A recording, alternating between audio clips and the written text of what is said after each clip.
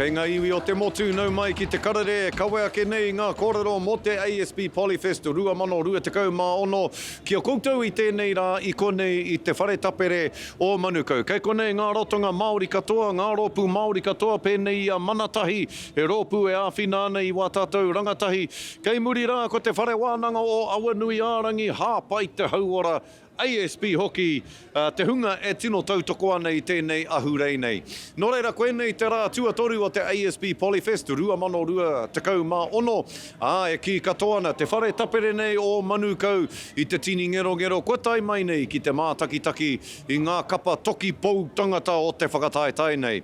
I mau ake ia mārena mane ngā kapa o Westlake Boys me Epsom Girls Grammar. Mai ngā toa kai tai noa ki ngā kai hoko rawa e hihiko ana te ahurea o Polyfest. He waua mā tāwhiri mā te whakararu i a mātou, ki rō whare ki te ro ki waho ki rongi i te whira, ki rongi i te papa. Nō reira, nā mātou te māringa nui kei konei tātou, kei roto i tō tātou nei whare a tāhua nei. I did prefer Polyfest last year when it was with all of the Pacifica and all of the other groups because there was so much more diversity and you got to see all of the different stages at the same time as seeing Māori stage. It's all just about having fun and representing your culture. Ahakoa ko te nuinga o ngā kura he taitama, he kōhine kei roti te kapa, ko e nei kura e rua kei te kawe takitahi i taua tau mahatanga. To me it is hard because we just all have to hit the high notes, don't have any wahine to back us up. But I mean, we love kapa, even if we don't have any wahine to do it. But our boys stay strong and did our best.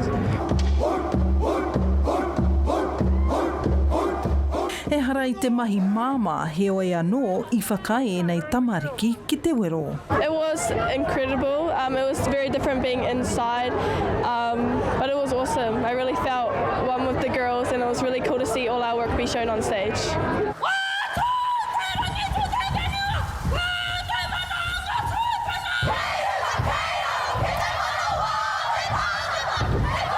A pōpō te rā whakamutunga a kua pau katoa ngā tīkiti, hau ngā nake mō ngā whānau o ngā tamariki kātū. Nā reira ahakoa kua hokona ngā tikiti mō ngā tangata mātakitaki e āhei tunu ana ngā kura me ngā whānau te haramai, te tautoko I o rātai nei kaihaka, kapa haka ki rongi te atamira. Mō taua wā. E ki te anui te ana e hara a Polyfest I te whakataetai noa, engari kē he whakakotahitanga tonu I te ahurea maroto mai I te reanga hou. Mārena mane, te Karere.